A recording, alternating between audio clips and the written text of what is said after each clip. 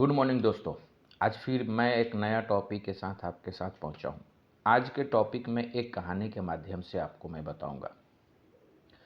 जब मैं एक दिन एक सेमिनार में बिहार के एक डिस्ट्रिक्ट छपरा में था, उस दिन सेमिनार हॉल पूरे के पूरे स्टूडेंट्स, छोटे बिजनेसमैन और बहुत सारे लोग के साथ भरा हुआ था। मैं अपने टाइम के हिसाब से 10 मिनट पहले पहुंच गया और पहुंचने के बाद मैं स्टेज पर 2 मिनट पहले पहुंचकर अपने आप को प्रिपेयर किया और मैं डिलीवर किया।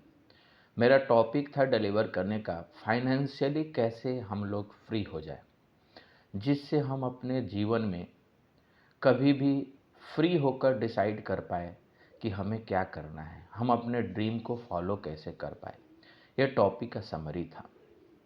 मैं टॉपिक स्टार्ट करने के पहले मैं अपने एक दोस्त, जिन्होंने अपना पूरे ज़िंदगी गरीबी से अमीरी तक ले गए, मैं बस उसे छोटा संक्षिप्त में बताऊंगा। दोस्त का नाम श्याम था।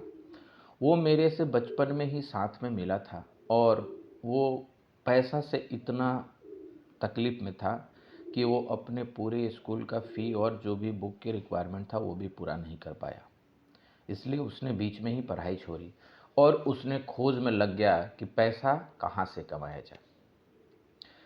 जब एक दिन उसने एक कहानी सुना, और वो कहानी कहीं और नहीं, एक किताब के माध्यम से और ऑडियो फॉर्म में था। जो उस कहानी में दो कैरेक्टर है। एक गरीब आदमी जो भगवान से बात कर रहा है। गरीब आदमी जब काम करके थक के जब रिटर्न होता है घर, तो रास्ते में एक बहुत सुंदर मंदिर थी। उस मंदिर के सामने भिखारी बहुत भावुक हुआ, इमोशनल हुआ और भगवान को कोसने लगा, बोलने लगा, भगवान आप केवल अमीर को देते हैं, मेरा जो मालिक है देखिए कुछ भी नहीं करता है, हम सबसे काम करवाता है और केवल पैसा उसी मिलता है। वो बहुत आराम से रहता है, बहुत लग्जरी लाइफ जीता है, उसको किसी भी तरह का परेशानी नहीं है।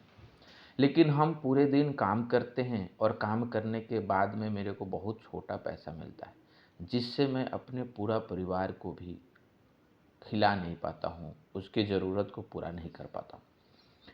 ये बात सुनकर भगवान प्रकट वहाँ हुए और उस भिखारी को और गरीब को बोले, तुम्हें क्या परेशानी है बताओ।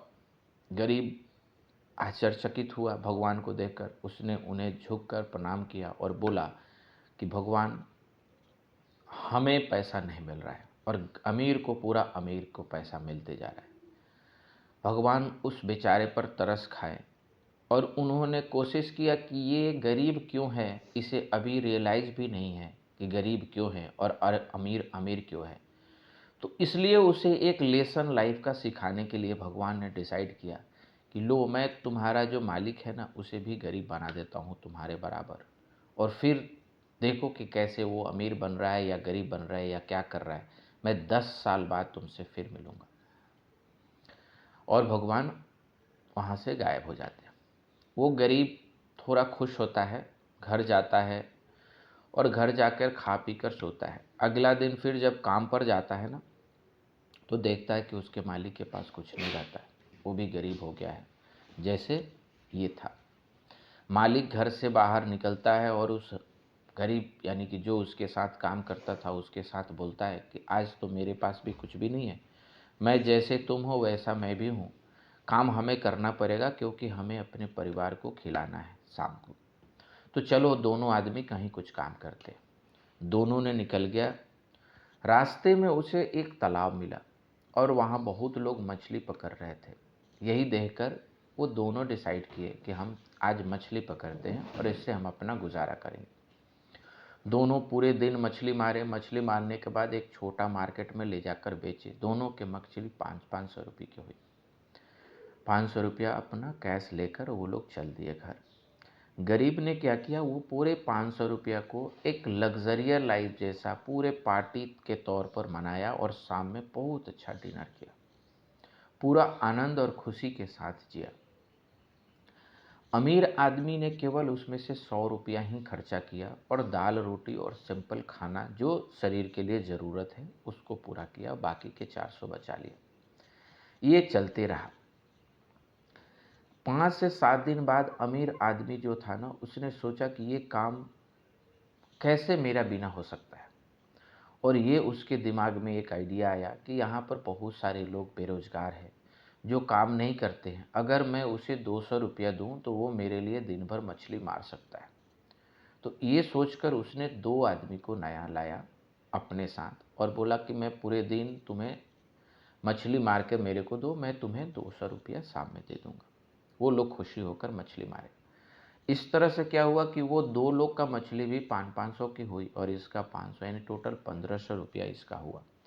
जिसमें से उसने 2-200 वो दोनों जो आए थे मछली मारने के लिए, काम करने के लिए, उनको देने के बाद उनके पास टोटल 1100 रुपीज़ बची। और जैसे रोज़ वो 100 रुपया का खाना खाता था वैसे ही 100 रुपया खाया, जो कि इसकी इनकम 1000 की सेविंग हो गई।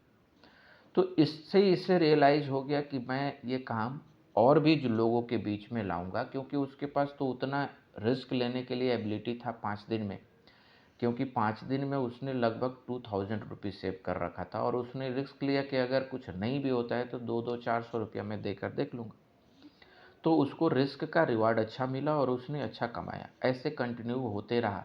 महीना के अंत होते होते पूरे इसने 50 से 60 लोग को रखने लगा काम पर और इसके इनकम कई गुना बढ़ गए। लेकिन जो गरीब आदमी है ना, आज भी वही काम कर रहा है। वो भी खुद डेली आज लाता है, मछली मारता है और शाम में डिनर के जैसा पार्टी करके आनंद होके सो जाता है। ये सिलसिला चलते चलते 1 साल के अंदर में वो अमीर आदमी पूरे शहर का सबसे बड़ा अमीर आदमी हो गया। जबकि दूसरे जो गरीब आदमी उसने उस तरह का अपना स्ट्रक्चर बना लिया जिससे वो पूरा अमीर के तरफ बढ़ रहा है और 5 साल में पूरे शहर का मशहूर अमीर आदमी बन गया। मछली के नाम से जाना जाता मछली मार, और उस बिजनेस को पूरा ग्रो करने के लिए एक बहुत बड़ी कंपनी बनाई। 10 साल बाद भगवान जब फिर से प्रकट होते हैं उस गरीब के पास, क्योंकि वो फिर वही मंदिर में जाकर उसी तरह से बोलता है, तो भगवान उठकर बोलते हैं, बताओ, मैंने तो तुम्हारे कहने पर दोनों को गरीब बराबर बना दिया, लेकिन आज अमीर फिर अमीर हो गया और तुम वहीं का वहीं हो। इसका मतलब हमारे में कोई कमी नहीं है, हमने तो दोनों को बराबर ही दिया था।